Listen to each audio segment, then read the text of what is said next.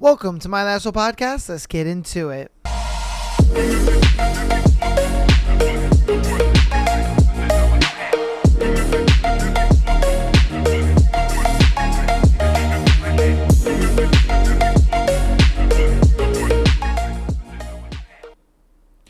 Welcome to My Lasso Podcast. Today is Thursday. Got another beautiful episode for you guys. Interesting thread, as well as King of Wrath chapters 19 and 20. We're already coming close to about the halfway mark of this book. We are absolutely flying through this book. Man, we're getting through it pretty quick. Hope you guys have been enjoying the book. Hope you guys have been enjoying all the content we've been going over so far. Hope you guys enjoyed the Love is Breakdown or Love is Blind breakdown that we did on Tuesday. Definitely, continue to let me know what you think about Love is Blind and all that good stuff. Can't wait for the season to end, see how everything turns out and all that good stuff. And then we'll talk about it. But without further ado, let's get into today's thread. Today's thread is people who slept with a coworker. What's your story? Ooh. All right. So, people who slept with a coworker. What's your story? Did it once, super awkward after, swore I never do it again, I never do it again. Get a new job, did it again, super awkward after, swore I never do it again. Get a new job, did it again. We've been married 10 years, together for 16. That's crazy. I mean, I ain't gonna lie to you, dude. It's one of those things that, like, you can't say like, nah, I'm never gonna date like people I work with or coworkers, stuff like that. A lot of people that I know, I would say almost everyone that says, nah, I'm not gonna date a coworker ends up dating a coworker. And like, I ain't gonna lie to you, I've found some of my best relationships in dating girls that I've worked with and stuff like that. It's weird, it's crazy to say, but it's one of those things where it's just like you see them all the time, you're with them every day, and it's just like it's attraction by proximity a lot of the times, if I'm being honest with you. And so, yeah, man, it's one of those things where it's just like, it's like inevitable. You know what I mean? It's an inevitable kind of thing. You can never really be like, oh, yeah, no, I'm not doing that. No, I'm not doing that. Because it just happens. And then it's one of those things where it's like, it gets frustrating as hell to try to like date, outside of your work, and whether it's through dating apps or trying to meet somebody naturally and all that kind of stuff, it just gets to be too difficult, too annoying. And then you just kind of get to a point where you're like, you know what, fuck it. You know what? Gerald over there is looking pretty fine. You know what I mean? Like you just fall into it, if I'm being honest with you. All right. People who slept with a coworker. What's your story? I met a girl at the movie theater where I worked when I was 17. She was also 17. We had a kind of flirtation that starts out as teasing and turns into something that you just can't ignore. After a few months, it went beyond teasing, suggestive language, and those glances and eye contact that suggested something more. We would hide away in the dark corners and rooms in the back, out of view of customers and coworkers, and make out. Oh, baby. Then I got trained in projection, and once I started getting shifts, I'd start sneaking into the booth, and we'd have sex on our lunch period. Only the projectionist and managers had keys, and the managers were always busy in the lobby on weekdays, so we were never disturbed. It'll be 21 years together next Jan. Damn. Dude, that's crazy. Imagine, that's one of those How I Met Your Mother situations, bro. That's crazy. You meet your future wife at, working at a movie theater when you're 17 years old. That type of shit doesn't happen anymore. You know what I mean? That doesn't happen anymore. Think about it. When this happened, this was like late 90s, early 2000s.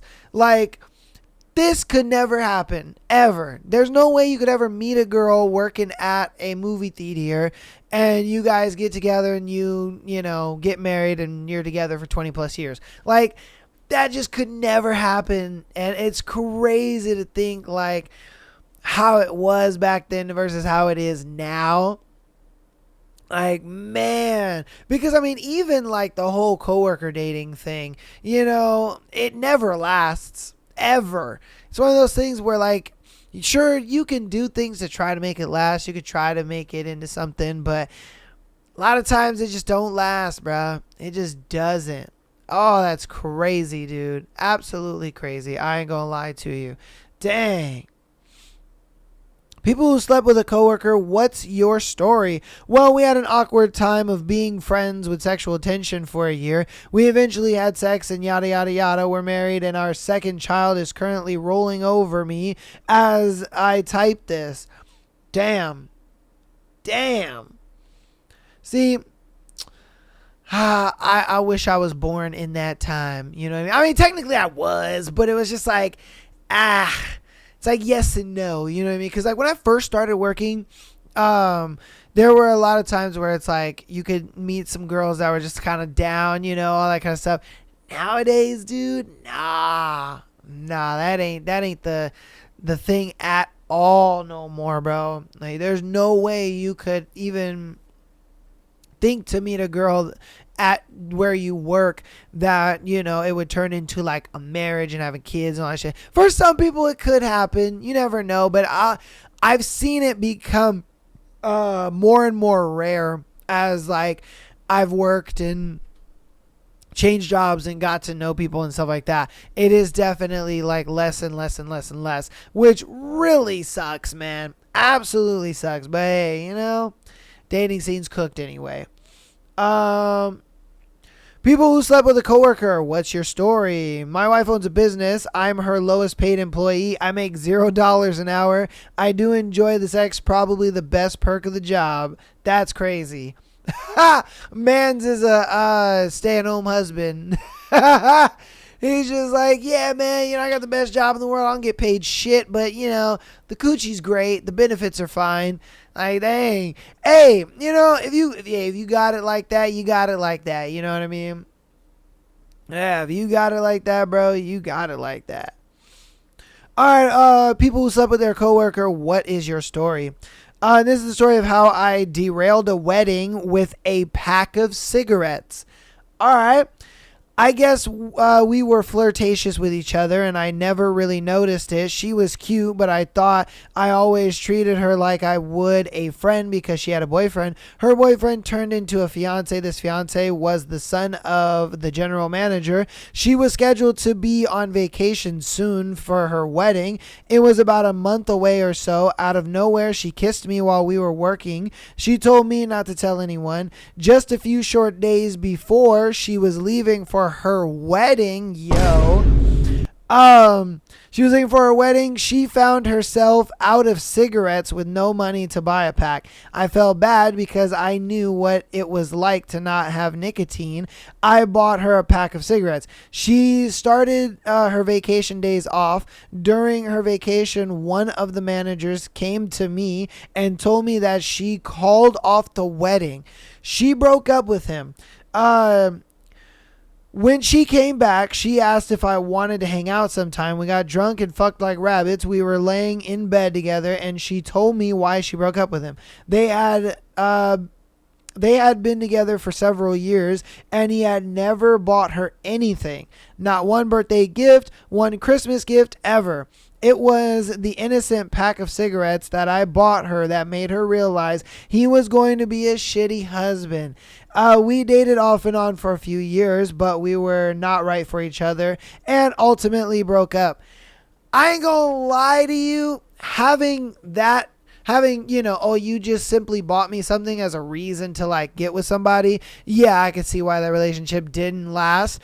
But the fact that it took something so small like him buying you cigarettes for you to realize that your dude was shitty is crazy to me. Like, you didn't notice, you didn't see any signs, you didn't see like what was going on, you didn't, like, none of this crossed your mind. None of this was like oh hey, like, maybe like bro, It's crazy. How could you be with somebody for several years and not know that they're going to be a piece of shit? Like, I would think after the first year, they don't get your birthday present, they don't get your Christmas present, they don't get you an anniversary present, they don't really do anything for you. I mean, I would start evaluating right then. Like, you know what? I don't think this is right for me. Nah, you know what? I don't think this is the person for me. Like, how in the, I don't know. I don't know. I really think it's crazy because it's like, dude, you're with this person for a few years and you're realizing that he's a piece of shit over something so small. That's just wild to me. It really is, man. That's absolutely wild to me. Oh my God. Let's see here. All right. People who slept with a coworker. What's your story?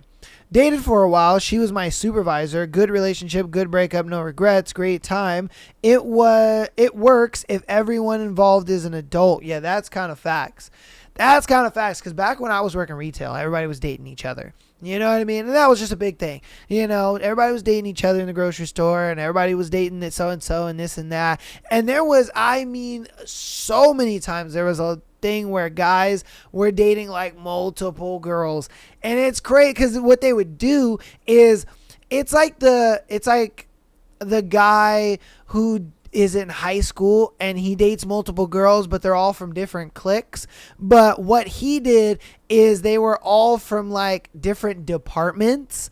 You know what I mean? So he'd have a girl over in the bakery, he'd have a girl over in the meat department, he'd have a girl over in as a cashier, he'd have a girl over in the produce, and then when they all kind of like found out about each other, all hell broke loose. I remember I walked in one day and you go to the break. I went to the break room because I got there early a little bit, and then I was sitting down, and I know like these three girls just walk in, and they're like, "Oh my God, what the fuck? Oh, he said that to you?" And I'm not thinking anything of it. Whatever. Homeboy walks in, and then he walks right out again, still not knowing anything about it. Homeboy walks in, walks out. The three girls run out and chase after him, and they're like yelling at him, this and that, blah, blah, blah. And I'm like, oh shit, dude must have got into some trouble. And then later on in the shift, I'm like on lunch or whatever. Homeboy is talking to one of the three girls, and he's just like, oh, no, like, you're my favorite. Like, I'll get rid of the other girls for you, this and that, blah, blah. She bought it. And then I'm just like, dang, well, hey, I guess out of the three, he had to choose one. He chose one. Cool. All right. I worked in the meat department. He was dating one of the girls in the meat department, and all I see is her in the little self-service area, and he was talking to her, and I'm like, and so when homegirl came back, I was just like, oh, weren't you like mad at him in the morning? She's like, oh yeah, but he told me that, out of the three, he chose me, and that, he wants to be with me and this and that. And I'm like, oh no, oh, you done fucked up.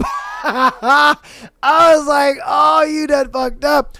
I didn't say nothing because I was like, I ain't about to be a part of this. You know what I mean? Yeah, I was like, I was a fly on the wall. Then it was time for me to clock out. And I clocked out, and I had to grab a few things, and I went through the line, and out of nowhere, what happens? You see homeboy, and the girl was a cashier, and she was, I happened to be going through her line, and he was just talking to her. Oh yeah, no, like I definitely want you over the other girls. You know what I mean? Like I want to be with you. Like it took me a while. I had to think about it. You know what I mean? That's why I didn't do it until like now. But yeah, you're the girl I want to be with. But obviously the reason why is because he was buttering up the other two girls all day. You know what I mean? And then now she's the last one to be buttered up by the end of the day. I was like, yo, mans is crazy. Yeah. Let me just say he got fired. Yeah, he got fired. Because all three of those girls went to HR and that motherfucker was just, I don't know what they said, but yeah, they got him fired, bro. I was like, dude, you dug your own grave on that one, if I'm being honest with you.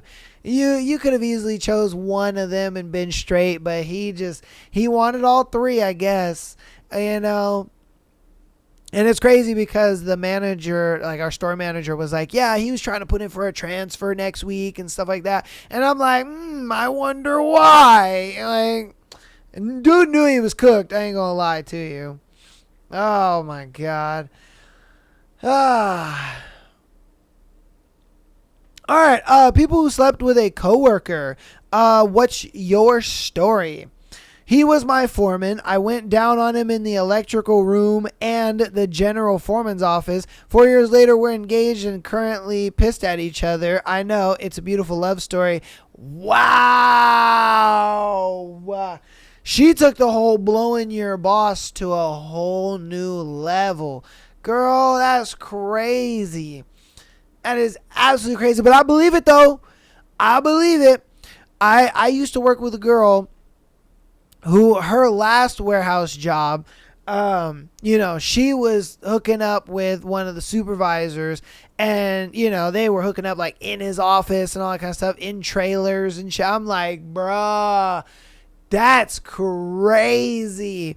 And it was funny because, like, when she first transferred to that warehouse, like, nobody assumed, you know what I mean? Like, she wasn't the type that you would, like, look at her and be like, oh, yeah, she a hoe, you know what I mean? She was very, like, sweet and, docile and, cute or whatever and innocent. But then it's like we got to know her the longer she was there. And then, like, more shit started to come out, because we made her feel comfortable. She started, blurting shit out, and we're like, oh, she's a little crazy. She be doing some stuff. And she would talk about, how her hookups and shit like that from her past job and stuff. And we're just like, yo, this girl actually got engaged, but, she didn't. She got thrown to the curb. Like, damn. And it's one of those things where it's like, most girls that I know, in work environments and stuff like that, they'll usually try to go for like the higher up dudes, because even at the store it was always like the key carriers. All the girls wanted to date the key carriers because they made a lot of money, they were full time, this and that. And some of the guys were young, so they were trying to go after that too, because the guy was young, he had to make a lot of money, so it was like, oh my God. And it's crazy because a lot of the dudes would like realize, oh shit, all the little biddies want me, so why am I just gonna have you? You know what I mean? So, they started just fucking their way through it. And, a lot of girls would get mad and this and that, but it's just like, because it wasn't a thing where they were dating or nothing like that. Oh, I missed the, like, I guess you say office drama when it came to working at a retail grocery store.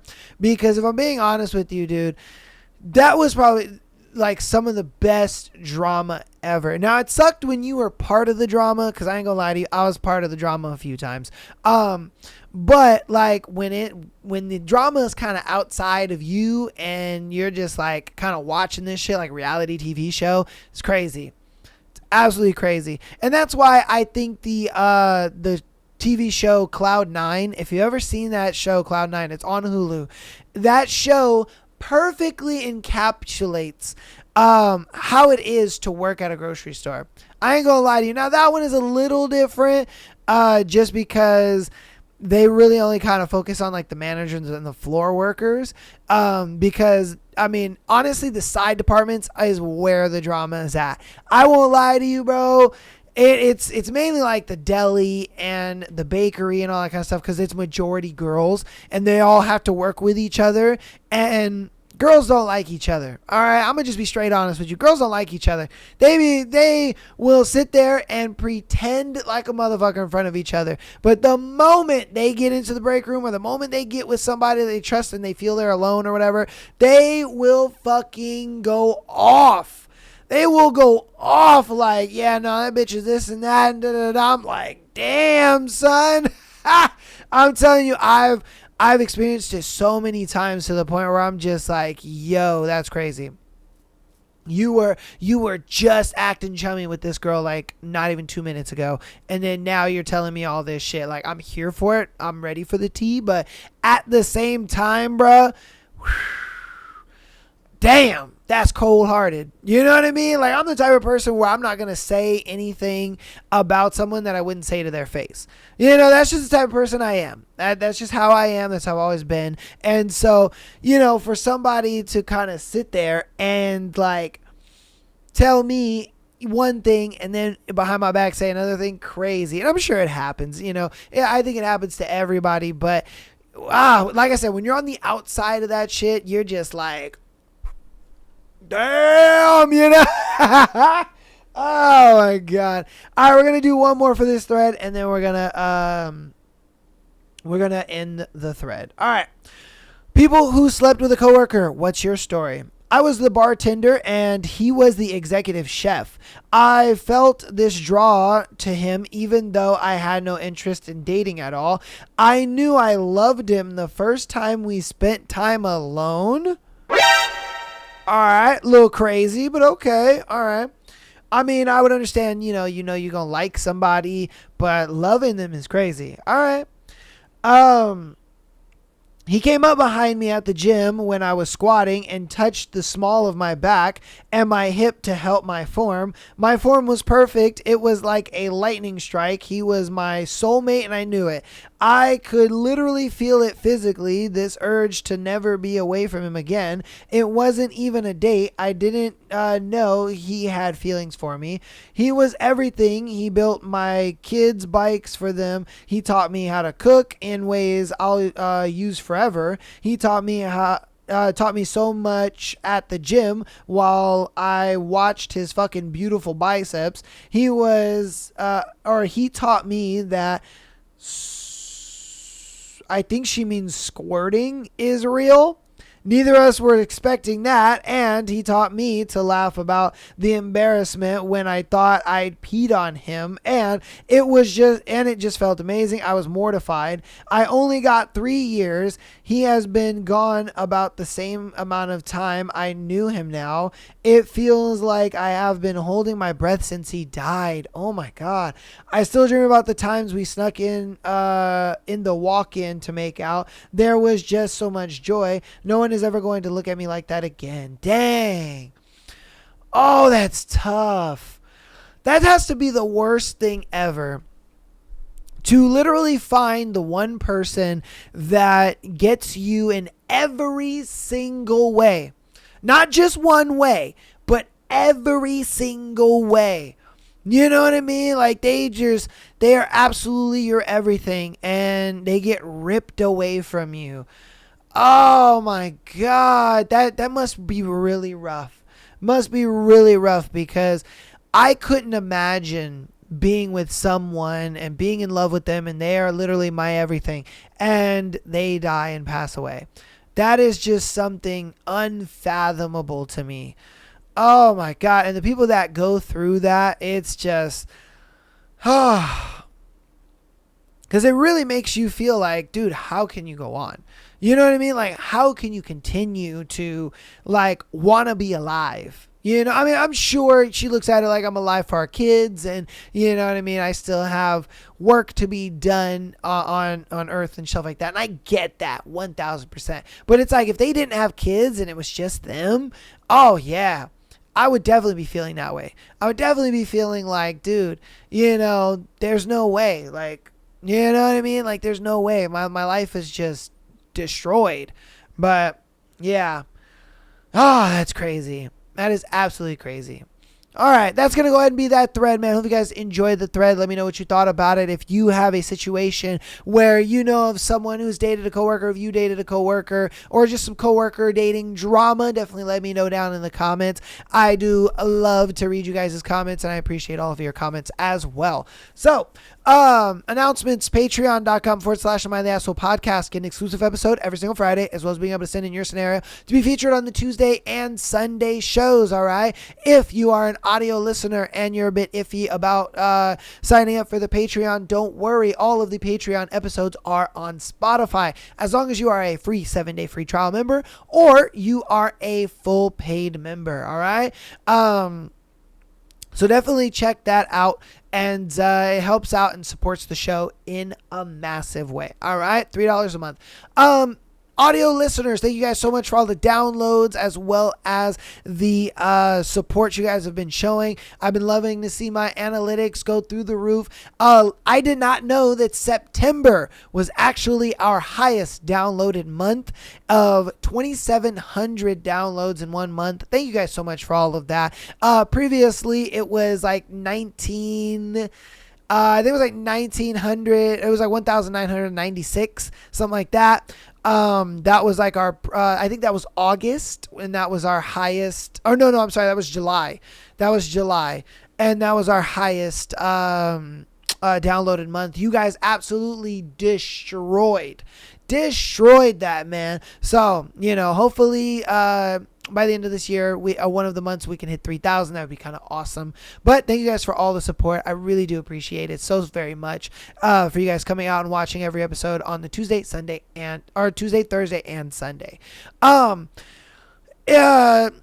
So just keep downloading. Rate us 5 stars on your preferred platform. All that helps, and it's all free. And if you want to help out even more on the free 99 side of things, go ahead and follow us on Instagram, TikTok, as well as subscribing to us on YouTube. Okay. So, if you like live streams, we live stream every Friday, Sunday, and Monday. I am going to be trying a new thing. Okay. Pretty soon. I believe it's going to be next week. Okay. So next week, I am going to be streaming Friday. I'm going to be streaming Sunday and Monday. Then on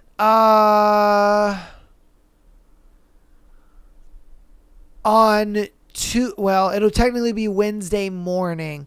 So I'm going to try to start streaming in the mornings on Wednesday morning, Thursday morning. I'm going to try to do Tuesday morning. I'll see how that'll work, because like technically it'll be a thing where it'll feel like I'm doing 2 streams in one day, which I'm not. But I've been wanting to stream a lot more. I've been wanting to kind of try to find a schedule where I can like stream at least a few hours every single day. And so that's going to be something I'm going to try, is to stream early in the morning. Don't worry, Friday, Sunday, and Monday will stay the same. I'm still going to stream 5 p.m. That's not going to change. So Friday, Sunday, Monday, that's going to be the same. But as far as like maybe Saturday morning, we'll try to do streams, but I know for sure Wednesday morning and Thursday morning, I'm going to try to get some streams in, and, a couple hours, maybe like 2-3 hour streams. I'm not going to make them too long, but I'm going to try to stream a lot more. That's just going to be something I want to do, something I want to try for a little bit, and see if it works. You know what I mean? See if it works out for me, see if it works out for you guys or my schedule, whatever the case may be. So anything to give you guys more content, and yeah, man. So without further ado, let's get into chapters 19 and 20 for King of Wrath. I'll move you guys over right now, and we'll get into that.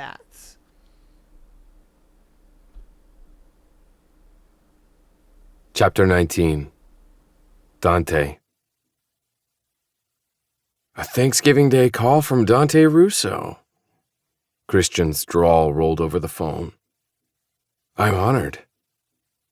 You're the one who emailed me first on a federal holiday, Harper? I'd retired to my room after cleaning up.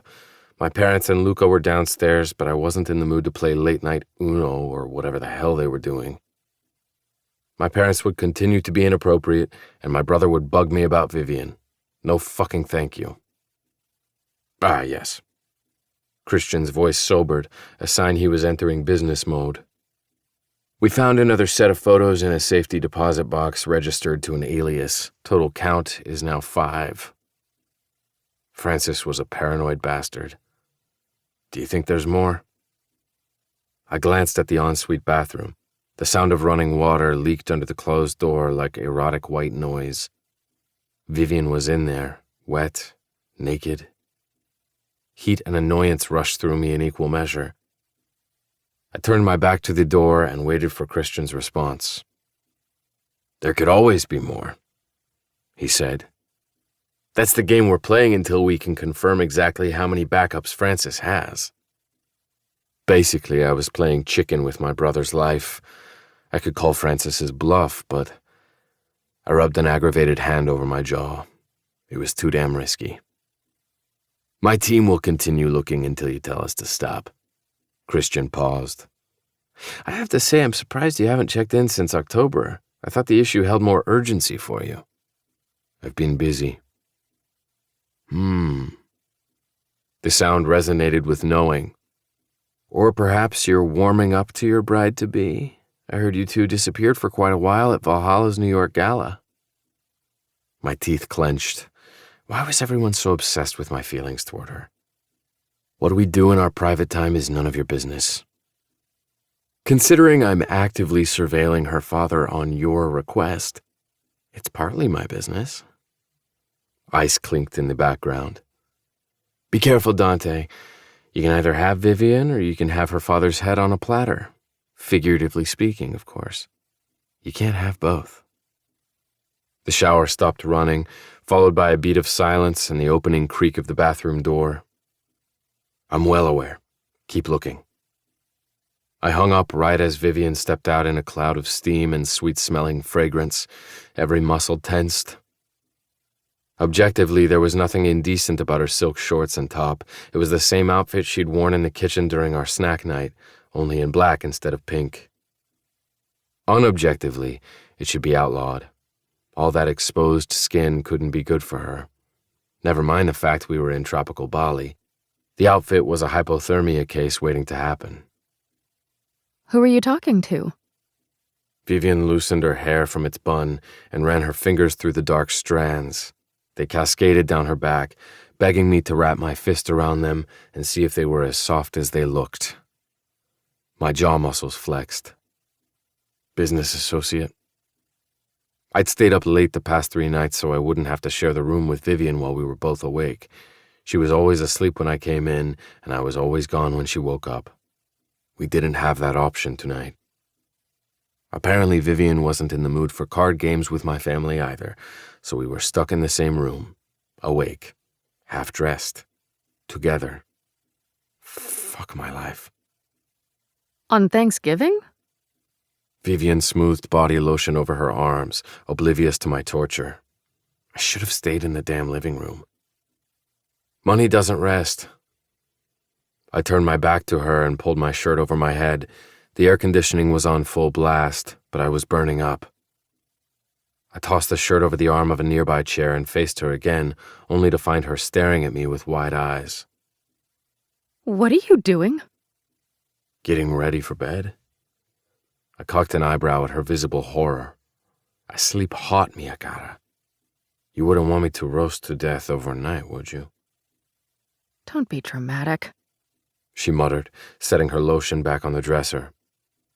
"You're a grown man. One night of sleeping with your clothes on won't kill you." Vivian's eyes dropped to my bare torso before she quickly looked away, her cheeks red. A knowing smirk worked its way onto my mouth, but it quickly faded when we turned off the lights and climbed into bed, making sure to stay as far apart as possible. It wasn't enough. The California King was large enough to host a small orgy, but Vivian was still too close. Hell, I could be sleeping in the bathtub with the door closed and she'd still be too close. Her scent stole into my lungs, blurring the usually crisp edges of my logic and reasoning, and her presence burned into my side like an open flame. The murmurs of our breaths overlapped in a heavy, hypnotic rhythm. It was 11:30. I could reasonably wake up at 6. 6.5 hours. I could do this. I stared at the ceiling, my jaw tight, while Vivian turned and tossed. Every dip of the mattress reminded me she was there. Half naked, close enough to touch, and smelling like an apple orchard after a morning rainstorm. I didn't even like apples. "Stop it," I ground out. "Neither of us will get any sleep if you insist on moving around like that all night." "I can't help it. My brain is—" She blew out a breath. "I can't sleep." "Try." The sooner she fell asleep, the sooner I could relax, relatively speaking. What great advice. She said. I can't believe I didn't think of that. You should start a Dear Dante column in the local newspaper. Were you born with a smart mouth, or did your parents buy it for you after their first million? Vivian let out a sardonic breath. If my parents had their way, I wouldn't say anything except, yes, of course, and I understand. A twinge of regret softened my aggravation. Most parents want obedient children. Except mine, who don't want children at all. It struck me that Vivian knew more about my family dynamics than I did hers, which was ironic considering she was the more open one in our relationship. I rarely discussed my parents, both because the gossip mills churned over time and because my relationship with them was nobody's business, but there was something about Vivian that pulled reluctant admissions and long-buried secrets out of me. Are your parents upset we're not celebrating Thanksgiving with them? I asked. No, we're not big on the holiday. Of course, I knew that. More silence. Moonlight spilled through the curtains and splashed liquid silver across our sheets. The AC hummed in the corner. A quiet companion to the thunder rumbling in the distance. The sense of an impending rainstorm snuck past the windows and soaked the air. It was the type of night that lulled people into drowsy disclosures and deep sleeps. For me, it had the opposite effect. Energy buzzed like a live wire under my skin, heightening all my senses and setting me on edge. How much did your family change after your father's business took off? We'd touched on the topic after our engagement shoot, but she hadn't gone in depth about it beyond the arranged marriage expectations. Since neither of us could sleep, I might as well try to get some intel out of Vivian. Plus, the conversation kept my mind off other, more impure thoughts. A lot. She said. One day, Agnes and I were attending public schools and eating school lunch. The next, we were at a fancy private academy with gourmet chefs and students showing up in chauffeured limos. Everything changed. Our clothes, our house, our friends, our family. At first, I loved it because what child wouldn't love dressing up and having new toys? But She drew in a deep breath. the older I got, the more I realized how much money changed us. Not just materially, but spiritually, for lack of a better word. We were new money, but my parents were desperate to prove we were just as good as Boston's old money elite. There's a difference, you know. I knew. Hierarchies existed even, especially in the world of the rich and powerful. The desire for validation consumed them, especially my father. Vivian said.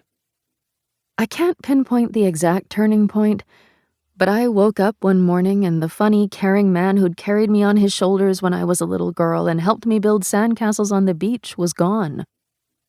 In his place was someone who would do anything to reach the top of the social ladder. If she only knew. I'm not complaining. She continued. I know how lucky I am to have been raised with the money we had. But sometimes Another more wistful breath. I wonder if we would have been happier had Lau Jules stayed a tiny shop on a side street in Boston. Jesus. An unfamiliar ache settled in my chest. She and Francis shared the same blood. How could they be so damn different? Sorry for rambling. She sounded embarrassed. I didn't mean to talk your ear off about my family. You don't have to apologize. Her words were sad, but her voice was so sweet I could listen to it forever. This beats counting sheep. Her laugh carried into the night like a soft melody. Are you saying I'm putting you to sleep? Our legs brushed, and my muscles tensed at the brief contact. I hadn't realized how close we'd gotten. Against my better judgment, I turned my head to find her doing the same. Our gazes met, and the rhythm of our breaths splintered into something more jagged. Trust me, I said quietly. Of all the things you do to me, putting me to sleep isn't one of them. Moonlight kissed the curves of Vivian's face, accentuating the hollows of her cheekbones and the sensual fullness of her lips. Her eyes shone dark and luminous, like precious stones gleaming in the night. Surprise glinted in their depths at my words, along with a smoky wisp of desire that made heat curl in my groin. I hadn't touched her since our tryst in Valhalla's library, but all I wanted in that moment was to see those eyes darken with pleasure again, to feel the softness of her body pressed against mine and hear her breathy little cries when she climaxed against me. My blood pounded in my ears. The breeze from the vents grew hotter, the air thicker. The electricity from dinner returned and stretched the moment into one long, perfect thread of tension. We should go to sleep. Vivian breathed. There was a slight shake in her voice. It's late. Agreed. For a suspended moment, neither of us moved. Then another boom of thunder crashed in the distance, and the tension exploded with the force of a lit match in a barrel of gasoline. My mouth crashed down on hers, and her arms wrapped around my neck, pulling me flush against her. A low moan vibrated against my mouth when I rolled on top of her and pinned her hips between my thighs. Raw desire took over, eradicating thoughts of anything except Vivian. No Francis, no Luca, no blackmail, just her. I stroked my tongue against the seam of her lips, tasting her, demanding entry. They parted, and the heady, intoxicating taste of her coated my tongue. I cupped the back of her neck and angled her head so I could deepen the kiss. Her hands sank into my hair, my palms swept beneath her top and over her stomach. We kissed like we were drowning, and the other person was our only source of oxygen. Wild, frantic, desperate. And it still wasn't enough. I needed more of it, more of her. Dante. Her soft cry when I cupped her breast almost undid me. Keep screaming my name, sweetheart. I kissed my way down her neck and chest, eager to map every inch of her body with my mouth. I closed my mouth around a clothed, peaked nipple and pinched the other between my thumb and forefinger, eliciting another moan of my name. Approval rumbled in my chest. That's a good girl. I made my way down her stomach to her thighs, my journey languid despite the need raging through me. I smelled Vivian's arousal before I tugged her shorts and underwear down, but the sight of her pussy, so wet and ready and fucking perfect, hit me like a shot of pure heroin. Please. She panted, her grip strangling my hair when I nipped the soft skin of her inner thigh. My cock pulsed so hard it ached, but I didn't touch it, too focused on the glistening temptation in front of me. Please what? I received only a whimper in response. Please eat out this pretty little cunt of yours? I taunted, my voice soft but the words rough. Tongue fuck you until you beg me to let you come. You have such a smart mouth, Miyakata. Use it. Yes. The word was half plea, half demand. I need your mouth on me. Dante, please. This time, the sound of her voice, moaning my name in that way, did unravel me. I pushed her legs further apart and delved in like a man starved. I focused on her swollen clit, licking and sucking until her cries of pleasure crescendoed to the edge of pain. Vivian writhed and bucked, begging me to stop 1 minute and keep going the next. She was dripping all over my face, and I couldn't get enough. I was addicted to the taste of her, to the way she sounded when I buried my tongue inside her, and the way her back arched off the bed when she finally came with a full-body shudder. I waited for her trembles to die down before I touched my tongue to her sensitized clit again and gave it a slow, leisurely lick. Hay un sapore de vino, I murmured. No more. She pleaded. I can't. Oh, God. Her protest split into another moan when I slid 2 fingers inside her up to the first knuckle. I kept my mouth on her clit and slowly worked my way up to the second knuckle before I pulled my fingers out and pushed them back in. In and out, Faster and faster, my mouth still exploring her clit until she drenched my face and her sharp cries filled the room again. My cock throbbed in time with my pulse as I pushed myself onto my knees. Vivian stared up at me, her cheeks flushed and her chest heaving from the aftermath of her orgasm. A light sheen of sweat misted her skin, and her face was so full of trust and satiated pleasure it made my gut twist. No one had ever looked at me like that before. Just like that, a cold trickle of reality pierced my fog of lust. It suddenly hit me who we were and what I'd done.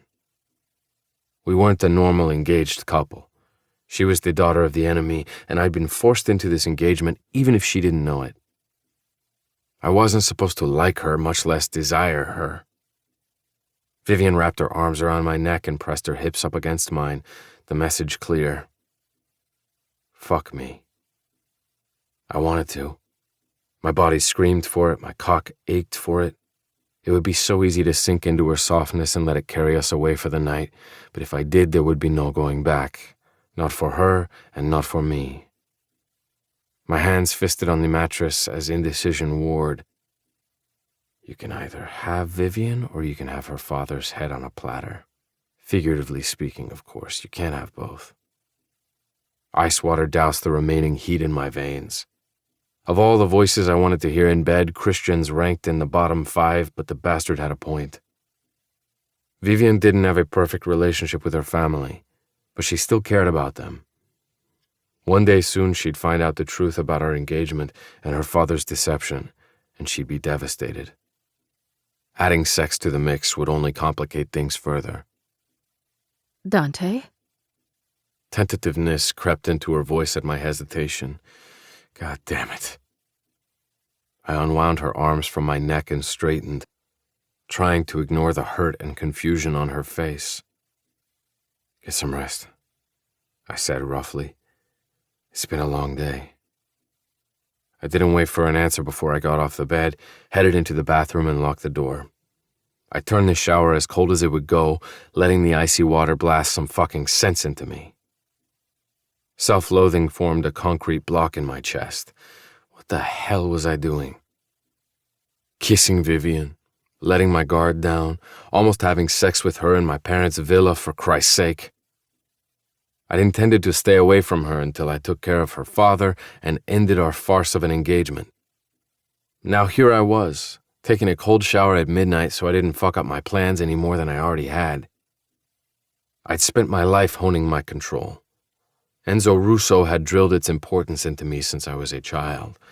Even when I occasionally lost my temper, I never lost sight of the bigger goal.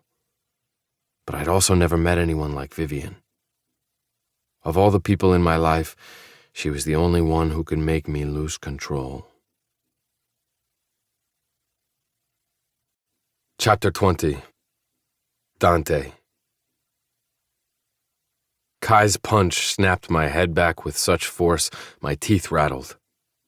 The taste of copper filled my mouth, and when my vision finally cleared, his frown came into focus like a photograph in a developing tray. That was an easy dodge. Where's your head at today? It was one hit. Don't get cocky. 3. He grunted when my uppercut caught him beneath the chin. And that doesn't answer my question.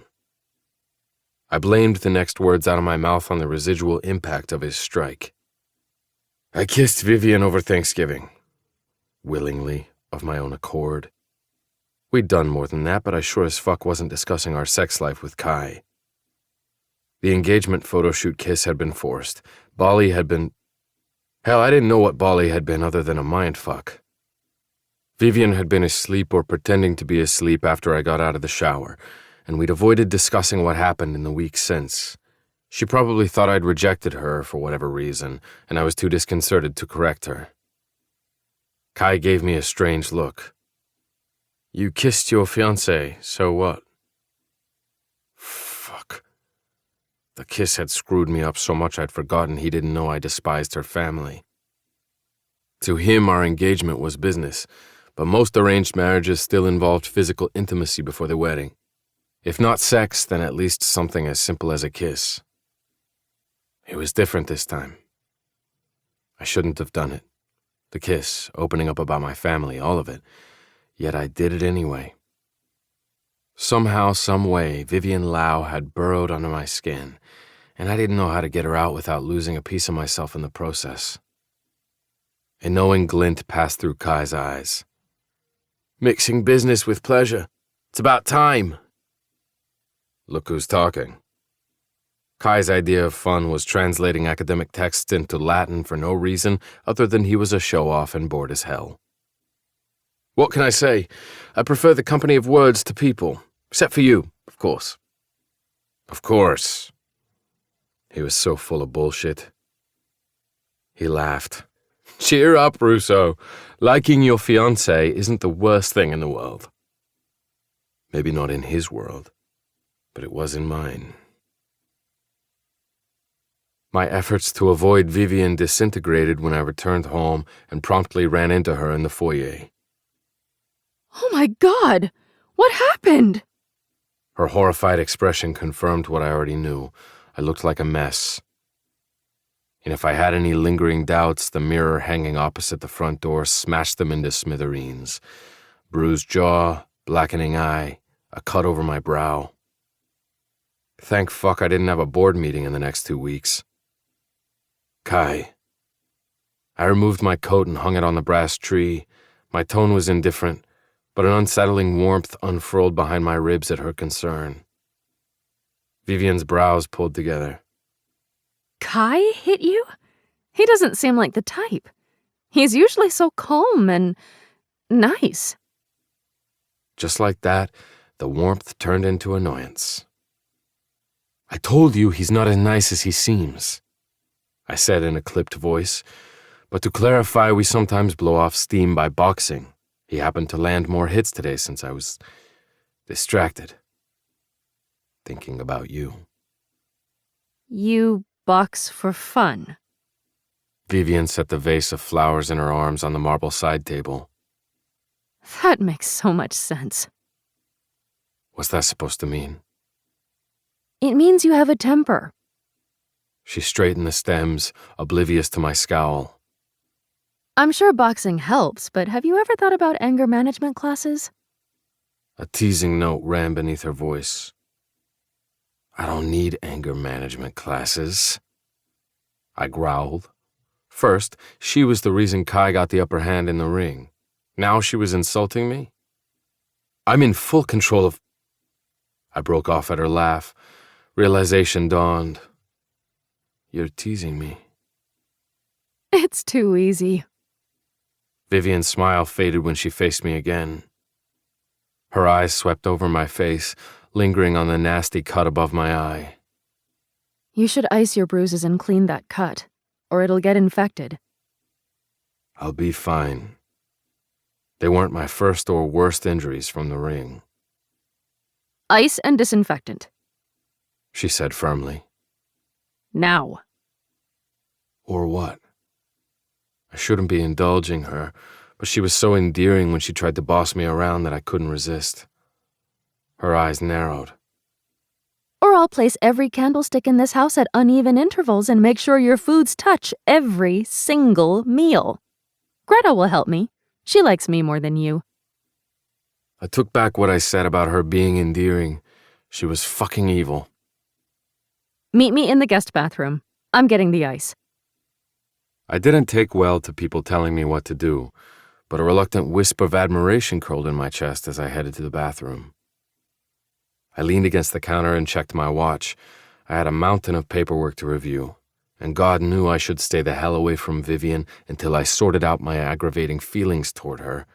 Yet here I was, waiting for a goddamn ice pack. My injuries didn't even hurt. Much. The door opened and Vivian entered carrying 2 small ice packs.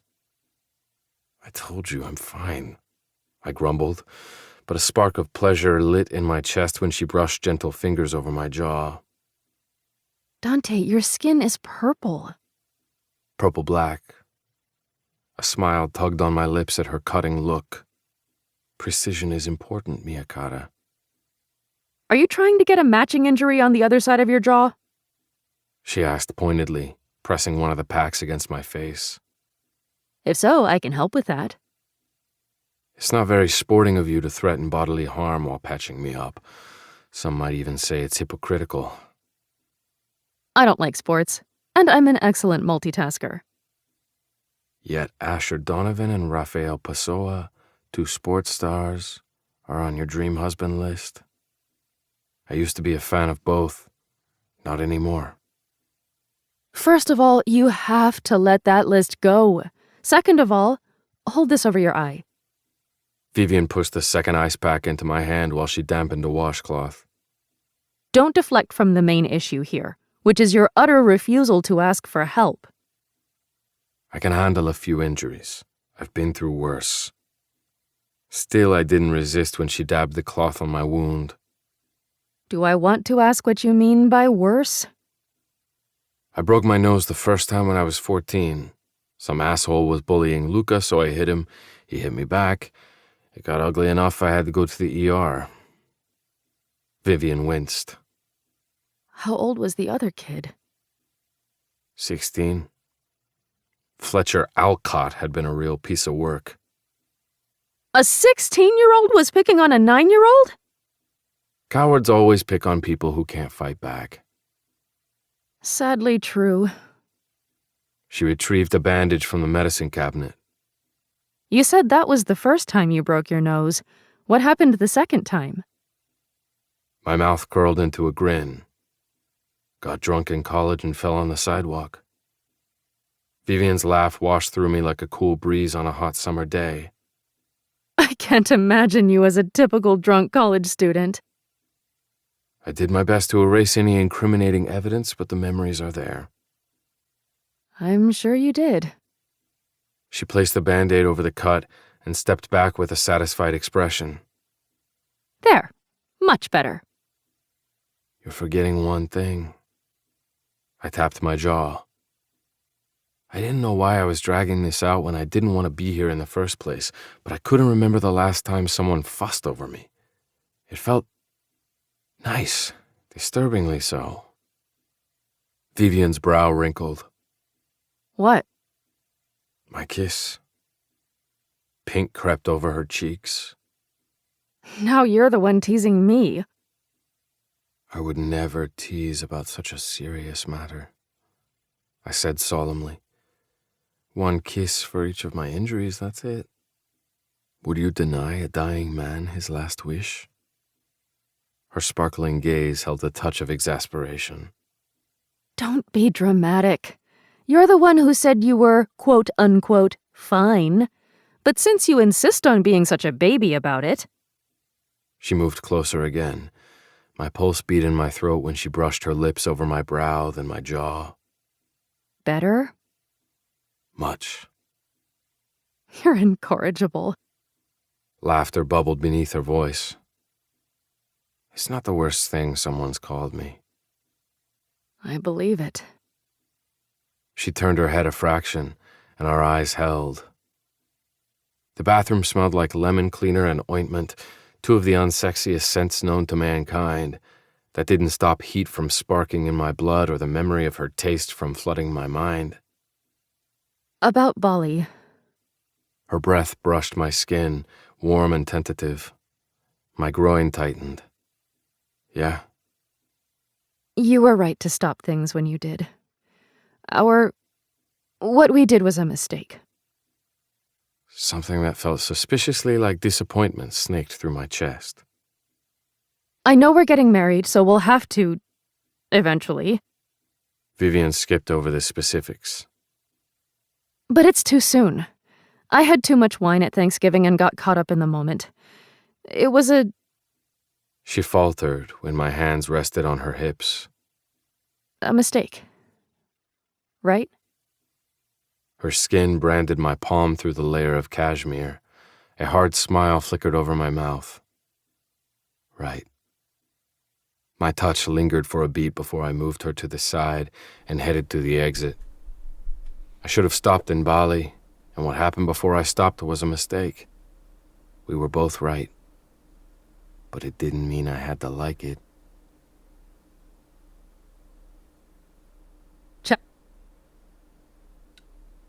All right. And that has been chapters 19 and 20.